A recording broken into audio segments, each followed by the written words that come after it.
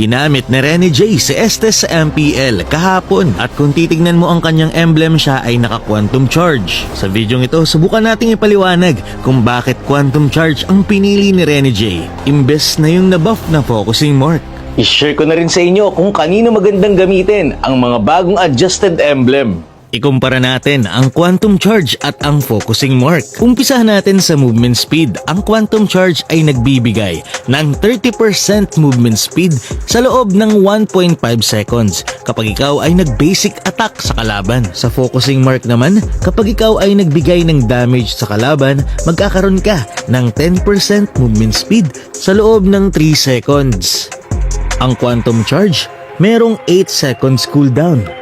Samantalang ang focusing mark, merong 4 seconds cooldown. So kung movement speed lang ang pag-uusapan, kapag ang hero mo ay nagbe-basic attack talaga, kagaya ni Estes na may enhanced basic attack, mas magandang gamitin ang quantum charge.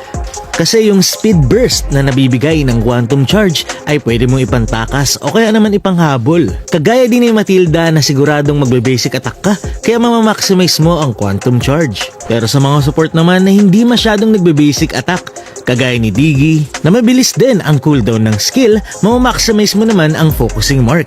Kasi kahit skill lang ang gamitin mo, gagana na yung focusing mark at magkakaroon ka na kagad ng 10% movement speed. Kagaya dito kay Florin, ang liit ng range ng kanyang basic attack, kaya risky kung lalapit ka pa para lamang mag-basic attack. Kaya kung mga skill-based support hero ang gagamitin mo ay hindi masyadong nag-basic attack, pwede na yung focusing mark. Sobrang importante ng movement speed, kaya bonus na lang talaga yung plus 6% damage increase na may bibigay mo kapag namarkahan mo ang kalaban dito sa focusing mark. Yung killing spree na adjust din, basta inatake mo yung kalaban na 30% na lang HP pababa, gagana na agad ang heal ng killing spree kahit hindi pa ikaw ang mga takedown.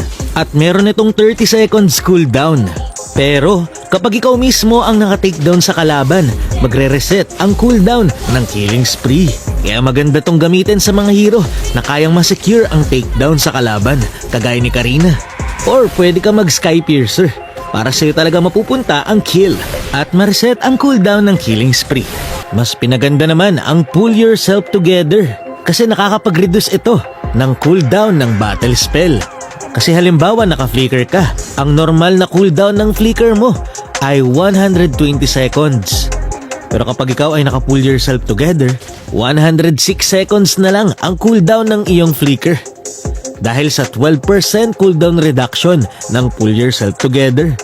Tapos, kapag ikaw ay naka-assist or takedown ng kalaban, magkakastack ang pull yourself together mo at mababawasan pa ng 1% ang cooldown ng iyong battle spell na umaabot ng 8%. Ibig sabihin yung flicker mo ay magiging 96 seconds na lamang.